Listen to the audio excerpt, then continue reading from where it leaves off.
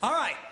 Men's brains, women's brains. Women's brains think give, give, give, give, give, give, give, give, give.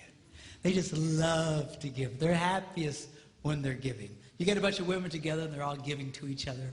Oh, I love your hair. I love your shoes. I love your outfit. Oh, they just love it. Now, men's brains are a little different. Men's brains think take, take, take, take, take, take, take, take, take, take, take, take, take, take, take. And you get a bunch of men together, and we insult each other.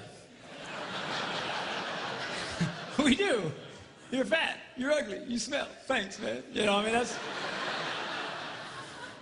So if women love to give, and men love to take, which way do you suppose the give and take goes in most relationships?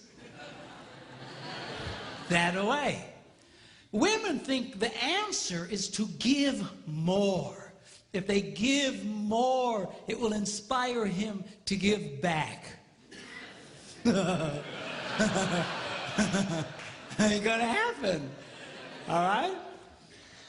You've got to learn, girls, that if you're going to be truly happy, you're going to have to learn how to take in your relationship. And women are fundamentally very uncomfortable in taking in their relationships. They just love to give, give, give, give, give, give, give. But you'll give yourselves to death. A lot of you just burn yourselves out. It's not unusual to have a woman and her husband come into my office and, you know, she's been married, they've been married for 25 years, and she says, I've given it that bad. I have nothing left to give. You ever hear a woman say that? I have nothing left to give. They're burnt because they've just given so much. Then you look at the husband and he goes, I thought we had a good marriage. Because it's been great for him. She's given, he's taken, this rocks. All right?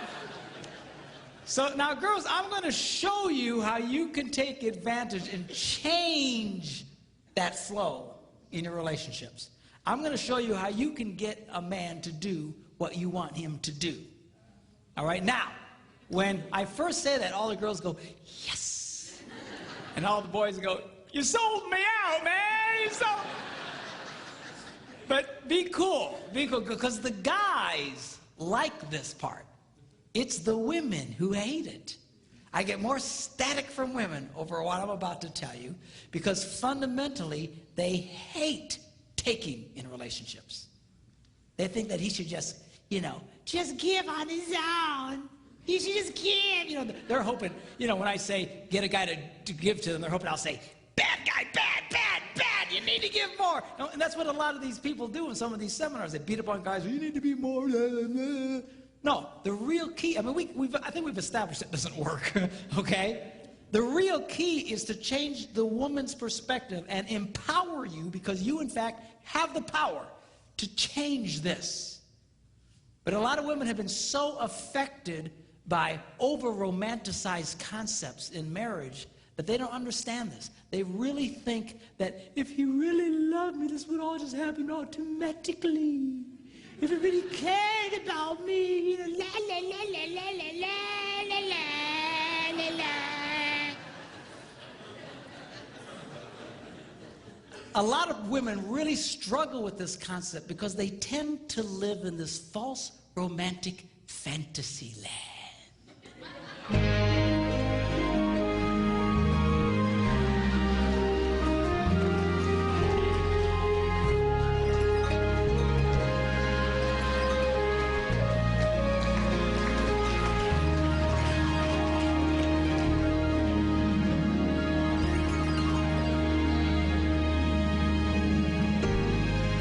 Somewhere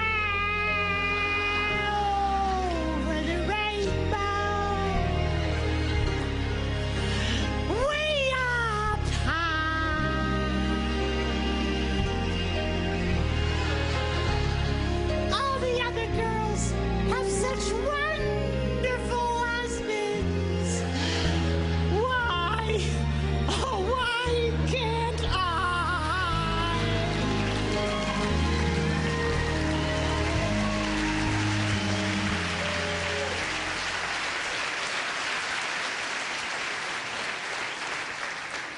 Girls, you can either sit around with your hearts broken all the time, or you can do something about it. And I'm going to show you what you can do. 4 simple steps, how you can change this dynamic of give and take in your relationships. Okay, y'all ready? Here we go. Number 1, how to get a man to do what you want him to do. Number 1, you need to ask him more than once.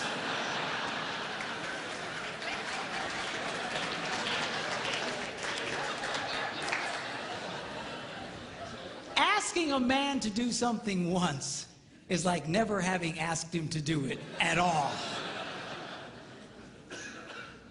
Why is that? Men are always in such a take mode. We're constantly take. We compete taking. We're in business taking. We're just take. We're just in this take mode. And all of a sudden, his wife will say to him, honey, will you do such and such for me? And his left brain says to his right brain, you hear something?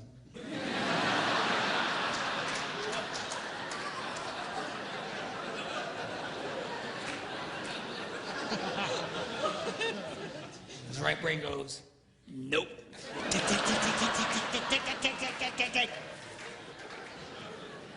It takes more than once to get through to the boy. Now, a lot of women, they think that, that their husband, they're holding out on them. That we are sitting there intentionally not doing what he asked us to do, just because we're full of hate. But I promise you, when you asked it, it went in one ear, spun around his nothing box, and shot out the other one. And he doesn't remember jack about what you said. Now, when I was first studying this, I thought, this can't possibly be true. This has got to be inaccurate, because I'm married to a woman who has no problem asking me more than once. She said, honey, will you do such and such for me? I go, no. Come on, sweetheart, do this for me. No. She says, come on. She's got the thing, she pats my cheeks. You're such a good husband. Do this thing for me. Okay, and then I do it. So when I was first reading this, that they were saying women only like to ask one time, I thought that can't possibly be true. And I remember I was in a church in Green Bay, Wisconsin at the time. I was one of several pastors at a large church there. And I before service started, I thought, I'm going to ask some ladies, because this can't possibly be right. So I quickly came up to a lady. I said, let me ask you a question. She said, yeah. I said, do you have a hard time getting your husband to do stuff for you? She goes, Pastor, you have no idea. She says, I asked that man to paint the ceiling. That was back in October. It's March. He doesn't do it. He walks in every day. She's just getting mad telling me about it, okay? And I said, okay. I get it. But let me ask you a question. Because remember, I want to prove what I just been reading wrong. I said, let me ask you a question. How many times did you ask him to do it? And she stared at me like a dog at a new dish.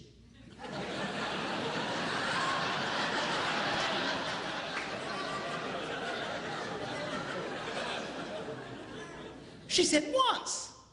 I was stunned. I says, why wouldn't you ask him more than once? She says, I shouldn't have to. I said, you might want to try that. I got away from her. Went to another woman. I said, come here. And she says, what? I said, let me ask you a question. Do you have a hard time getting your husband to do stuff for you? She says, Pastor, you have no idea. She says, I will ask my husband, honey, put away the laundry, and I'll stick it right in the middle of the living room.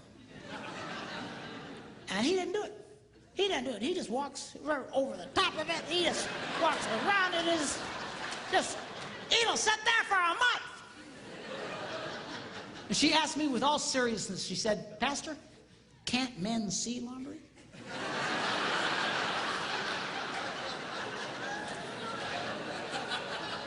I said, yeah, we can see it. Just doesn't mean a whole lot to us. So she's just getting angry, just tell me about it. So I said, okay, yeah, I get it. But let me ask you a question. How many times did you ask him to do it? And that same startled look. Once. I was amazed. I said, once? Why wouldn't you ask more than once? I shouldn't have to. Time was running out, church was going to start, and I grabbed another lady real quick. I said, come here. She says, what? She said, do you have a hard time getting your husband to do stuff for you? She says, Pastor, you have no... Apparently I'm a complete idiot because I have no ideas. But, you have no idea. And she goes on to start living out the horrible transgressions of her idiot husband.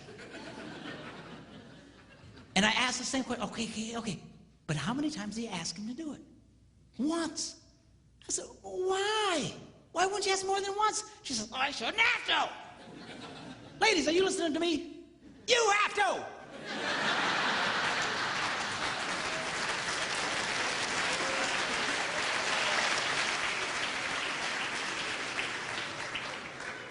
To just get mad and madder and madder and having a cow over nothing. He doesn't even remember what you said. You're thinking about it. But then I learned something. The reason women find this so offensive is because really, they don't want to ask the first time. It's true, you little sinners.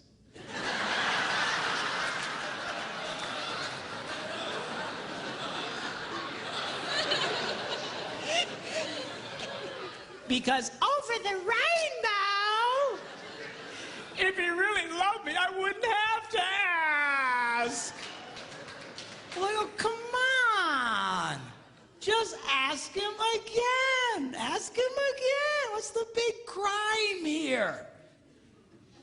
You know what it is you resent the fact that he's resistant to do it, because not only do you want him to do it, you want him to want to do it. You do.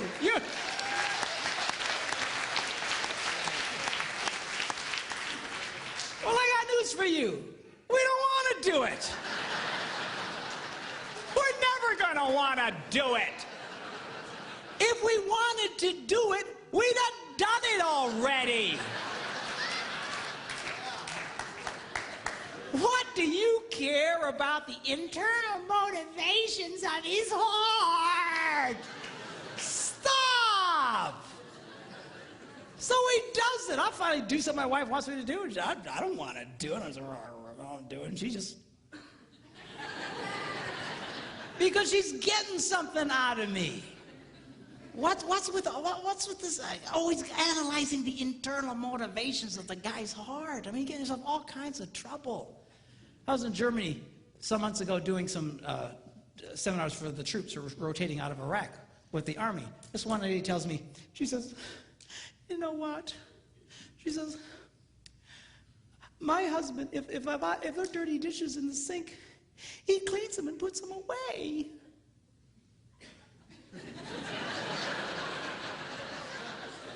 I go, yes, and? She said, well, I asked him, why do you do that? And he said, because I hate dirty dishes. And she started crying. I said, lady, most women think they died and went to heaven if their husbands. Yeah, but I wanted him to say, well, I do it because I love you.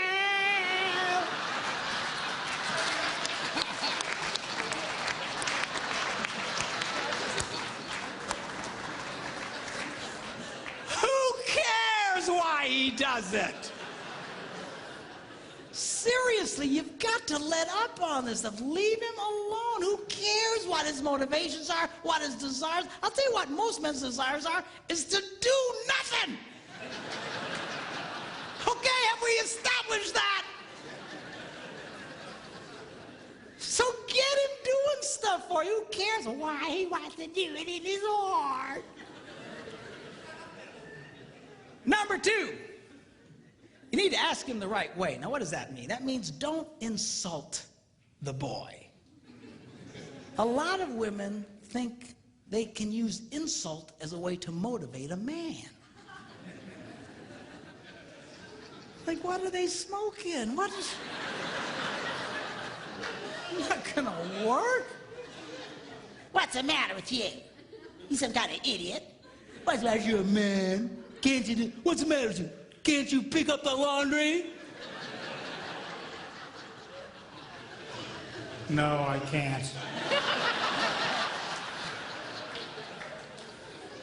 Don't insult. You know why women do that? Because it would work on them. If you insulted a woman, if you embarrassed a woman, she would change. She would do something about it. But you embarrass a guy, you insult a guy, we don't care. We just become more resistant. He's not a woman.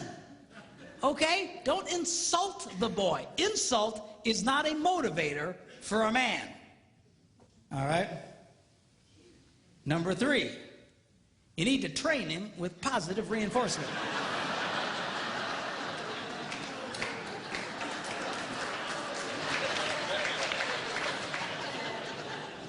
What does that mean? Well, training a man is kind of like training a chimpanzee. If the chimp does what you want, you give him a reward. If the chimp doesn't do what you want, you just don't give him the reward. You don't beat the snot out of the monkey. Because then you got a freaked out ape. Every time you come around, he'll just, he'll run away from you. So, well, how does a woman reward a man? Very simply, by appreciating the pathetic things he does. Because men love to be appreciated. And the problem here is that women only like to appreciate unexpected kindness. If it's unexpected, they light up. Oh, oh, oh. But if it's expected, it's like,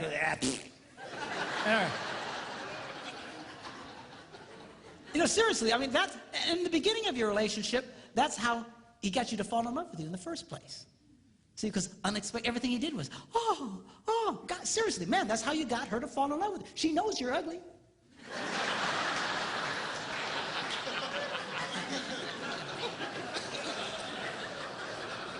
How do you think you got such a beautiful woman like that? Because you were nice to her and everything was, But after 32 years, it's hard to come up with unexpected, man, I'm telling you. But the more you appreciate the kindnesses that he does, the more he wants to do it. Men respond. Men, I'm telling you, they love to be appreciated. Now, give you an example. I was at home, and I had a dirty dish in my hand. I was by myself, and I'd actually gotten trained to the point I could put it away in a dishwasher. And I went up to the dishwasher, and I opened it up, but it was full of clean dishes. And that's a moral dilemma to a man.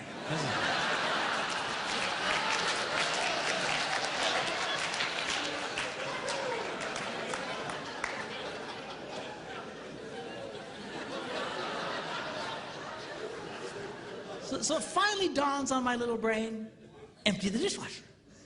So without being asked, I emptied the dishwasher and I put everything away. And then, of course, I stick around because I want to see what happens.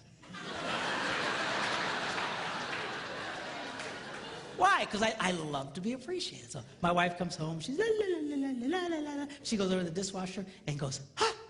You emptied the dishes." And she goes, "You're such a good husband." and I eat it up.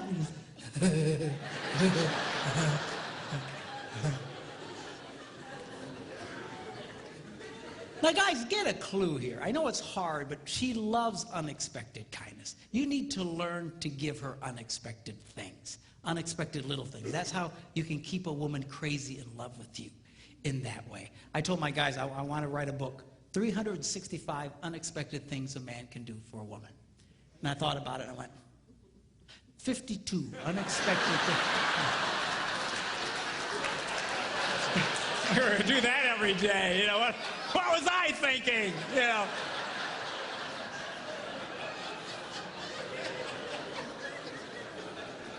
Because they light up. They light up. You know, some time ago when I was first doing this, I couldn't afford to take my wife with me. And so I was doing a lot of traveling by myself. And I was at a grocery store or gas station. I was paying for the gas, and I saw one of these rack of greeting cards. And this one caught my eye. It said, "My favorite place to be is wherever you are." And I thought, oh, I should get that. How much is that?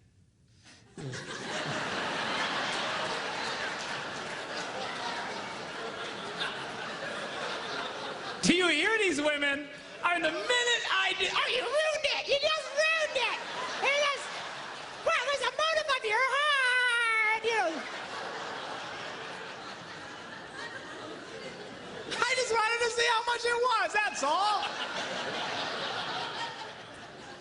There's something wrong with y'all. Anyway, so $1.50, I went, okay, $1.50, I can do that. So I paid $1.50 and I signed it, I took it home and I put it in the kitchen. I want to stick around and see what happens. And she eventually comes in and la la la la la la la, and all of a sudden she goes, ah, a card. And she opens it up and it says, my favorite place to be is wherever you are. I got to tell you, boys, it was the best 50 I ever spent in my life.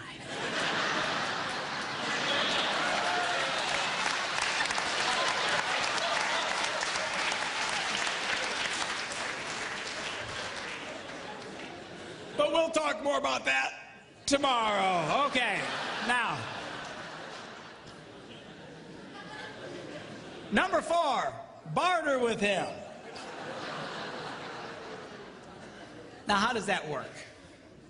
Very simply, you become aware of something he wants to do.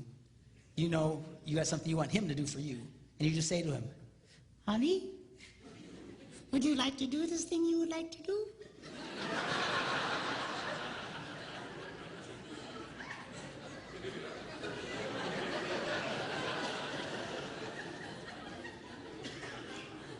Yeah. Well, do this for me, and you can do that. What's the catch? There's no catch. So now he's doing it. It's a trade out. It's just, you know, so guys like this thing because we know what the rules are. And men are used to bartering. You know, that's why we do what we do in life. That's why we go out and work. I got to promise you, if they didn't pay us, we probably wouldn't do it. You know, I don't care how much you like your job. If they didn't give you the cash, I don't think you'd do the job. It's all part of the bartering system. Men like that, okay? Now, the strongest bartering tool a woman has, we'll talk about tomorrow.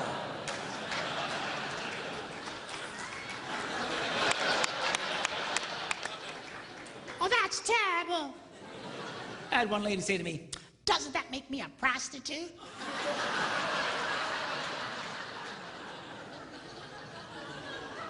I said, he's your husband, for crying out loud. Women have no idea the power they held over us. Just, they have no idea. I'm telling you, you can get a guy to do almost anything. You just come up to that boy and find something disgusting like cleaning the garage and say, hey, baby, how'd you like that?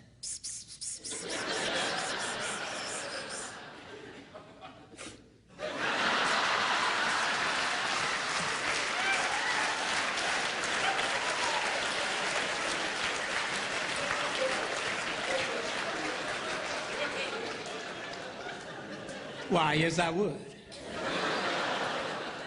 Well, I'll tell you what. You go clean the garage and then come and find me. Man, you got yourself a motivated boy.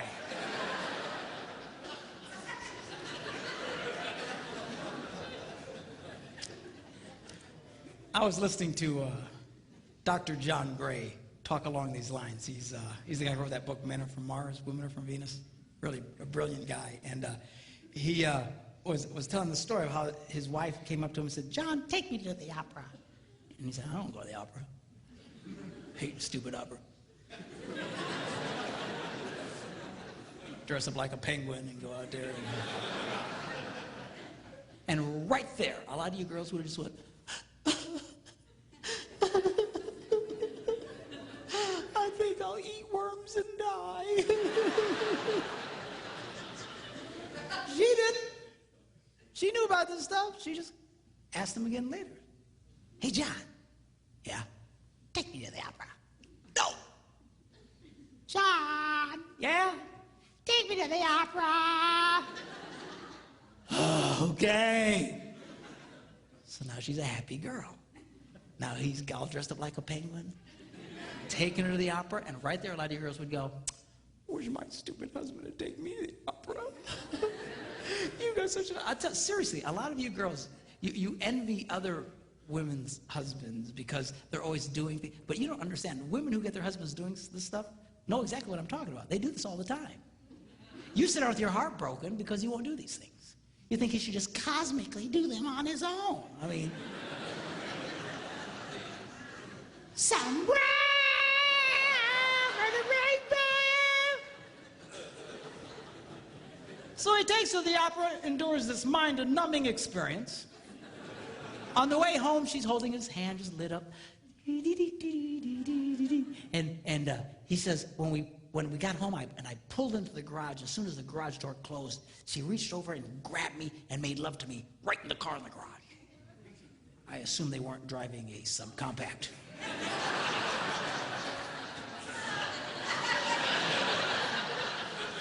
You figure it out. But anyway. So anyway, the next morning he gets up early and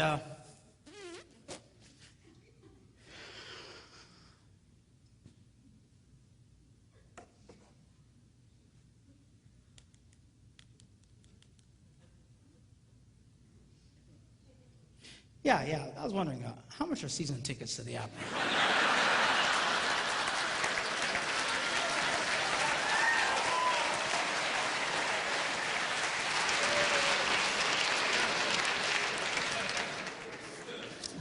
Men's brains, women's brains. Women's brains, they don't think very highly of themselves.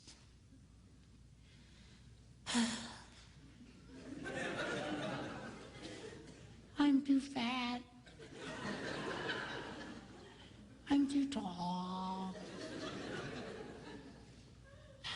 I'm too oily.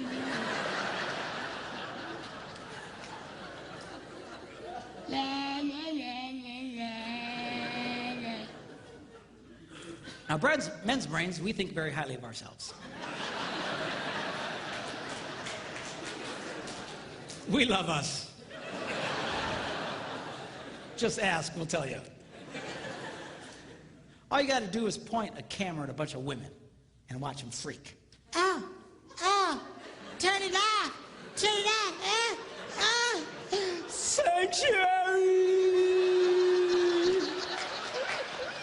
I'm a hideous monster.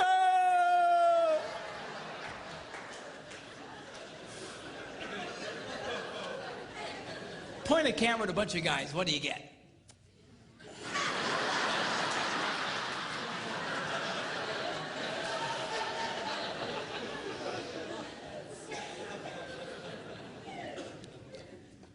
You ever watch a woman walk by a bunch of mirrors in a mall?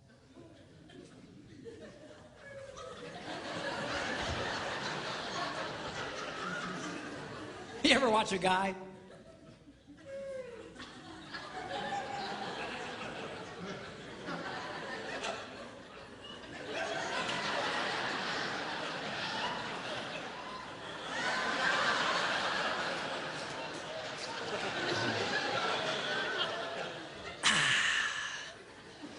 Still got it.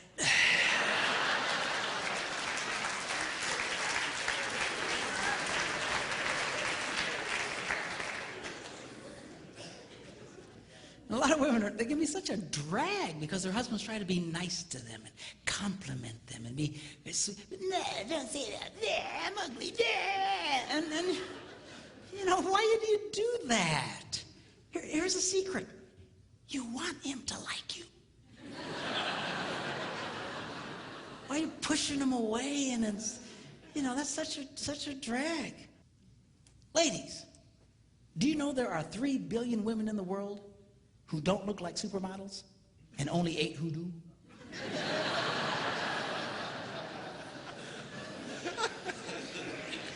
Are you seeing a pattern there?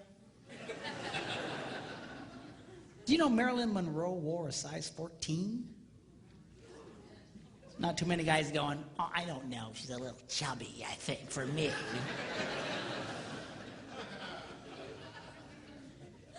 Did you know if Barbie were a real woman, she'd have to walk on all 4s?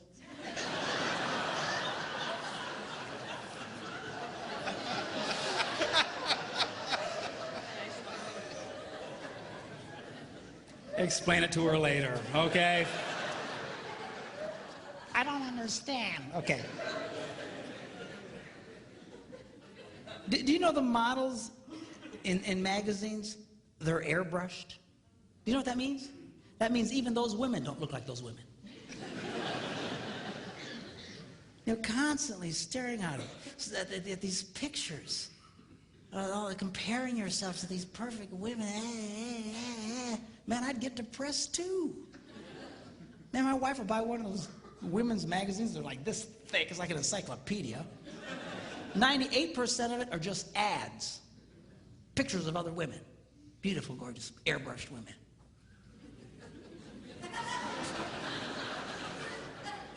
Good night. Do you know 1 out of every 4 college-age white girls has an eating disorder? Can I be politically incorrect here? You know who really has a problem in this area? You white women. It's a documented fact. Women of color generally don't have this problem. You ever see Hispanic women? They walk around like they own the world.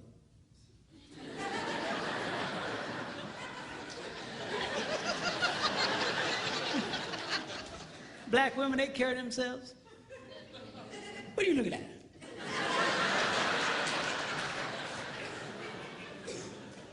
Typical white woman. I mean, come on. I was watching this movie with Steve Martin and Queen Latifah. You see this movie? She's like the hot babe in this movie. She's a healthy girl, Jack.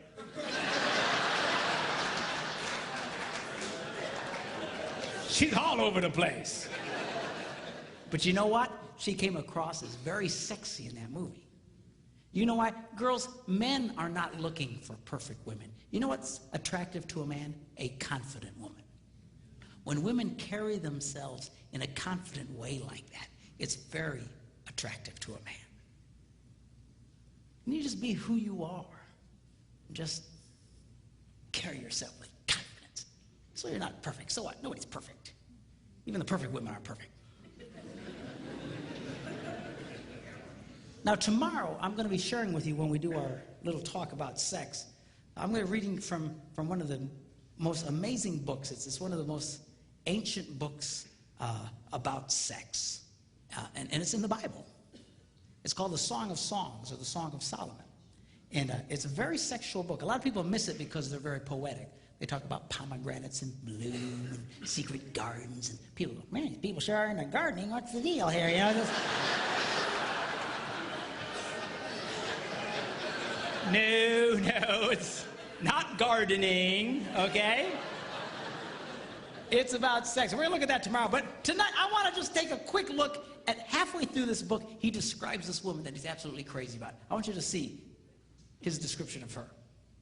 He says this. He says, how beautiful your sandaled feet, O prince's daughter. So apparently she had great feet.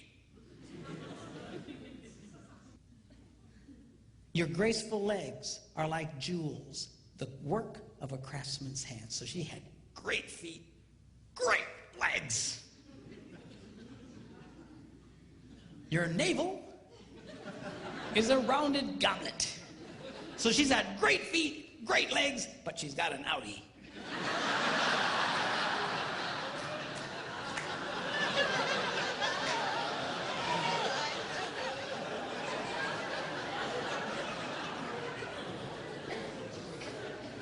Your waist is a mound of wheat. So she's got great feet, great legs, outie, and a potbelly thing happening.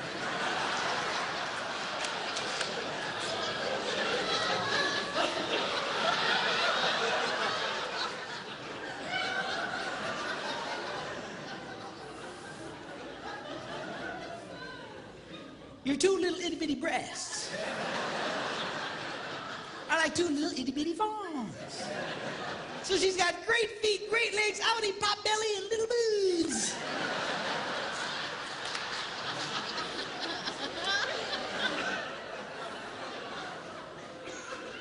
Your neck is like an ivory tower.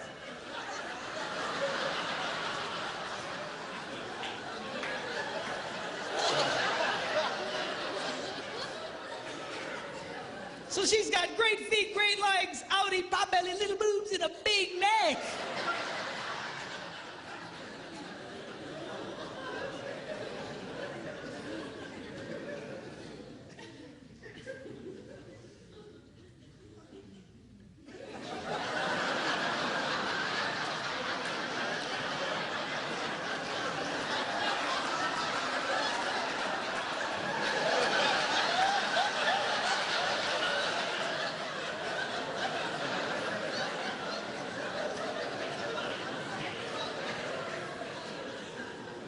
Your nose is like the Tower of Lebanon. In fact, I think they can see it from Lebanon.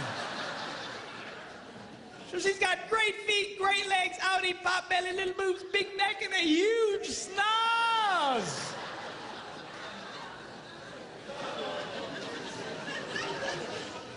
What does he say about her?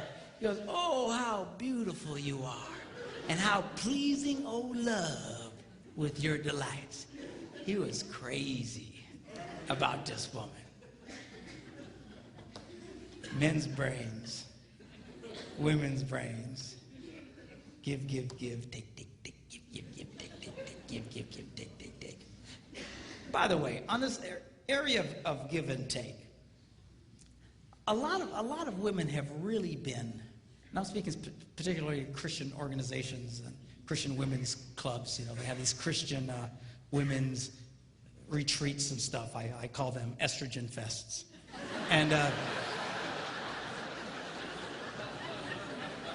And they're wonderful. They're great, if you're a woman, I guess. But, you know, a lot of you, I know what they're trying to say, but a lot of you have really gotten bad information, or at least faulty information. This is what's being said in a lot of these. What they're saying is unconditional love demands an unconditional relationship. Unconditional love demands an unconditional relationship. You should do anything for this man. You should just put out for this man. If he wants sex, no matter what, just give it to him. Just la la la la la la la la. It all sounds spiritual and it all sounds wonderful. The only problem is it is patently false. Unconditional love demands a conditional relationship. The Bible is nothing if it is not a one big gigantic list of conditions. Are you hearing me? Well, doesn't God just love everybody? Yeah. Whosoever, God so loved the world that he gave his only begotten son, that what? Whosoever believes. Conditional. You actually have to do something. Yes. You want God to get close to you? You know what the Bible says? What do you have to do? You have, conditions. You have it. The whole thing is unconditional. I'm sorry. Yeah. An unconditional relationship will destroy your marriage. It will destroy any relationship. An unconditional relationship with a child will create a hellion. An unconditional relationship with a teenager, he'll destroy himself and take everybody he can with him. It is not healthy. It is not good. It is not holy. It sounds right, but it is not right. You girls need to get comfortable with this idea of taking in your relationships. Putting some conditions. Now, the stronger the relationship, the stronger the conditions can be. You need to be careful. All right? And I know I'm putting a lot of weight on the girls tonight. I'll beat up on the guys tomorrow. But, you know, the stronger the relationship, the stronger the condition. You got to be careful. It's kind of like, you know, if I play hide and seek with my grandsons, you know, you hide behind something, you know, that they can still see you. All right, come and find me. And they'll, you know, you know, you don't play hide and seek with a 2-year-old and run into the basement and hide under boxes. Because he won't get it. He just, you know, so you got to watch the conditions. In a healthy relationship, you can have higher and stronger conditions. But you're not going to get there if you just never require something out of the guy. Okay? And some guys, you know, they don't like any condition. But guys, this is healthy. It's not right for her to constantly be giving to you and never getting anything back. And girls, you can change that, but you got to get comfortable. This is healthy for your relationships to take back. Most guys don't mind you taking back. What we get frustrated with is you expecting us to be like you. And we're just going to do this cosmically like you. We're going to somehow interpret your internal feelings. And we don't do that well. Okay? But you've got to, this is a healthy thing for you. I had a lady at a conference just a few weeks ago. She's crying her eyes out. And I said, what's the matter? She says, my husband, he'll never talk to me. I says, never, he never. If he would just talk to me just for a little bit, I'd feel so much better. And she just cried. I said, how's your love life? Oh, it's okay. I said, let me see if I get this. A man who never talks to you, when he wants sex, you just give it to him. Yeah. I said, well, why do you do that? Well, because I'm supposed to. That's what we're told. I said, sweetheart, you've gotten bad information. Well, doesn't the Bible say we shouldn't deny each other? Of course. But denial doesn't mean, or acceptance doesn't mean you can't have conditions. Here's an example. If you're trying to get a mortgage for your home and the bank calls you up and says, hey, you have been accepted. We have approved your loan. You just need to come sign some papers. And they hang up. Have you been rejected or accepted?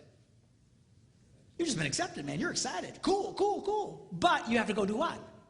Sign some papers. You don't go, stupid bank. They were going to give me that money, but I got to sign papers. I mean, come on. I said, the next time your husband wants to make love to you, you say, honey, I will knock your socks off. But we're going to talk for 5 minutes first.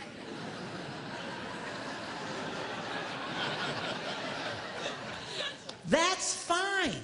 That's healthy. You can do that? Yeah, you can do that. And most guys don't mind. You know, again, get us in that position. Start taking back from us. But again, you got to be careful. You got to be careful. If your relationship's real weak, you can't be demanding real heavy things. The heavier, the stronger the relationship, the tougher you can be.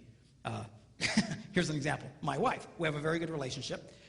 All summer long, she's been telling me to kill the spiders in the house and in the garage and the outside around the house. We live near water, and spiders love water, and there's spiders everywhere.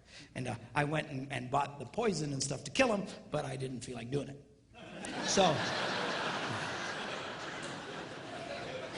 So she was on me for weeks about killing the spiders. Yeah, I'll do that. Yeah.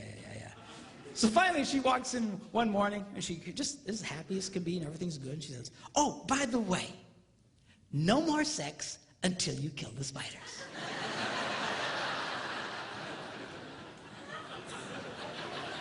And she walked away.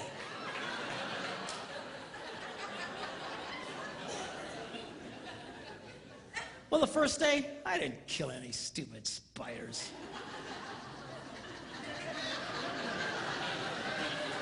Second day, I didn't kill any stupid spiders. Third day, I'm killing every spider within miles of the place. I was killing spiders. Die, you stupid spiders! I sprayed our house. I sprayed the neighbors' houses, man. I sprayed every...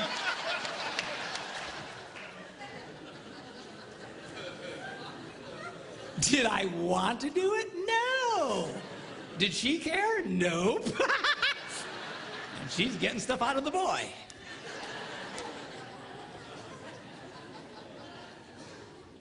Men's brains, women's brains. In closing, I want to talk to you about how men's brains and women's brains are portrayed in movies. You have guy flicks and you have chick flicks. Now, a guy flick is only a guy flick as long as somebody is dying.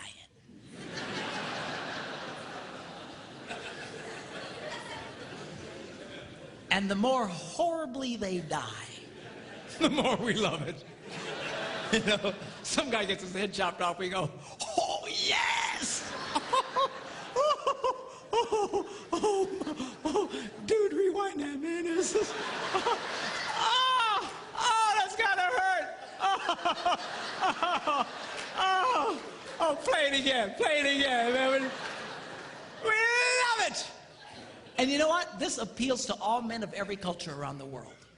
There is something that God put in the heart of every man that just lights up at the idea of living your adventures and conquering your adversaries and going for your dreams.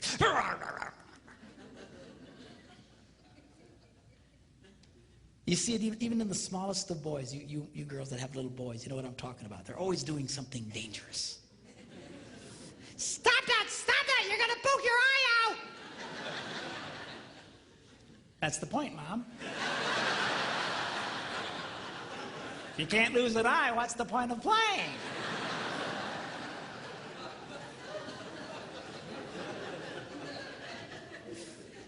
It wasn't a woman who invented football. No, we like that. There's something just blesses the heart of a man when he watches one man kick another man's butt. Yeah, yeah! Light up on the inside. Just, we love it! I believe God put that in. I'll tell you, you can't possibly read the Bible and not see that God is a first-class, #1, grade A butt kicker. Not a chance. Even at the end of the Bible, it says someday Jesus is going to come back and he's going to be riding on a white horse and his robes are going to be dipped in the sweetest perfume that he got from Bath and Body Works. Is that what it says? No. Robes are going to be dipped in what? Blood. And all the men go, oh, shit. Dude, blood. That means somebody's going to get their butts kicked. We love it. Now, women's movies, chick flicks, are a little different. Chick flicks are about connecting the wires.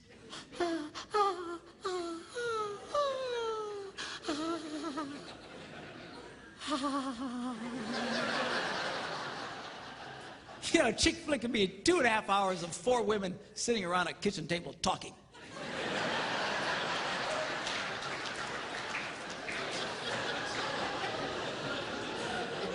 And she'll be watching it going,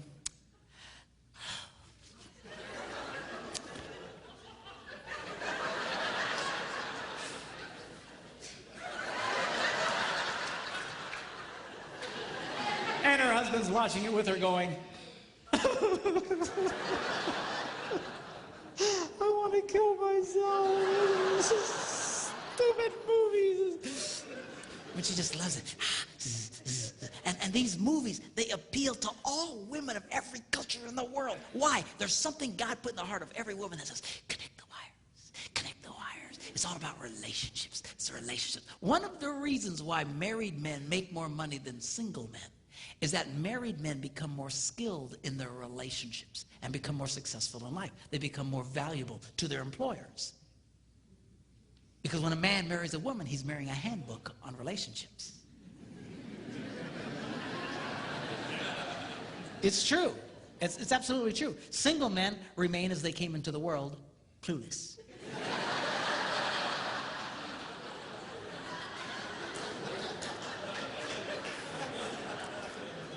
Married men get feedback and they start learning, but you got to listen to her. No, we don't like listening to you. I got to be honest with you. Yeah. I'll come up with some great plan and my wife will say, better not do that. Oh, woman, what are you talking about? I'm telling you, it's a bad idea. Oh,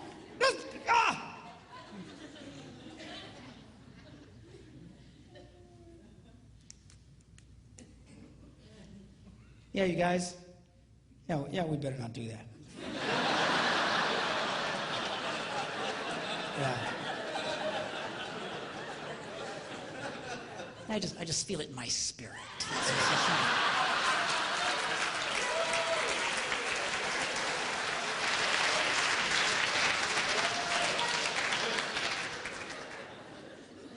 Now, as different as the chick flicks and the guy flicks are from each other, there is one theme they both share that is the same, and that is this: the hero always goes back for the girl.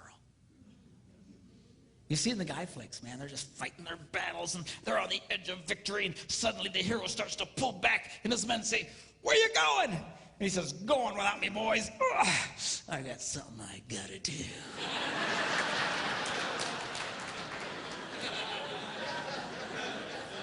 And at great risk to himself, he goes back for the girl, and he rescues the girl. And guys watch that on the screen and we go, yeah. Women have the same theme. The boy always comes back for her. I was watching this chick flick, Jerry Maguire. Have you seen this one? And in this movie, they'd broken up, and finally he wins the big contract, and he realizes it doesn't mean anything because he doesn't have her. And he quick hops on a plane, and he flies home, and he walks into the house, and she's there with a bunch of her girlfriends, and he walks in unexpectedly, and they all look up, and he goes, oh, hello. And she says, what are you doing here? And he starts to explain to her that he had finally succeeded and gotten everything he dreamed of, but it meant nothing without her. And he said to her that you complete me.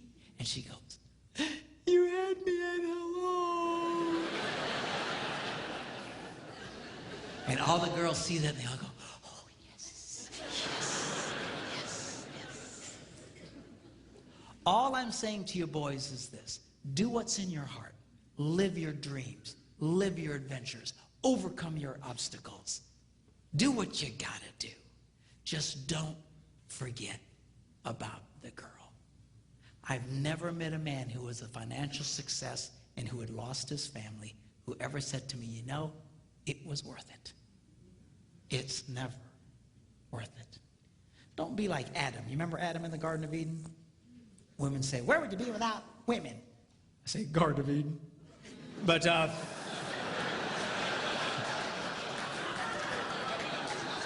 It's just a joke. I know it's not fair. Really, Adam's job was to guard the garden, to take care of the garden. He fell down on the job. When that serpent came around, he should have kicked that thing out on its butt. I don't know if serpents had butts, but they don't now.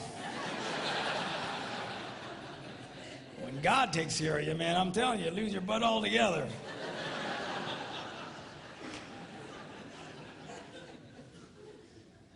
But you know what happened?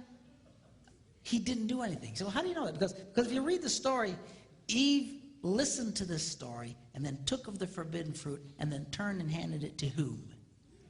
Adam. Ah, she didn't have to go running through the jungle going, Adam! Where you at, boy? I know you're here. He was right there the whole time. He said nothing. He did nothing. Do you know why? Because he was a coward. He was a coward and the father of cowards. Of men who claim to be men, but they're no more men than the man in the moon. They are spineless jellyfish, impersonators, who are afraid to engage their wives, afraid to engage their children. You, sir, are no man.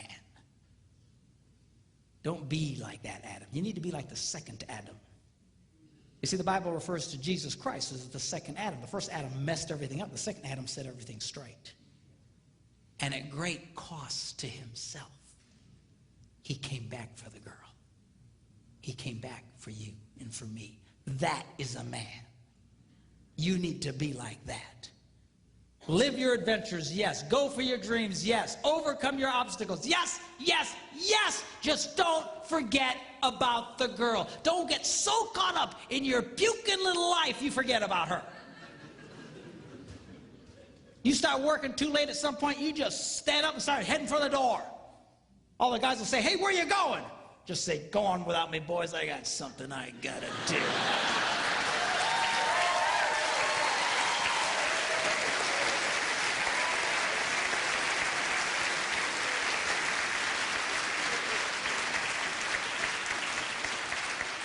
And then go back for the girl, surrounded in the camp of the enemy by wild monsters. You mean like in the movies? No, I mean your children.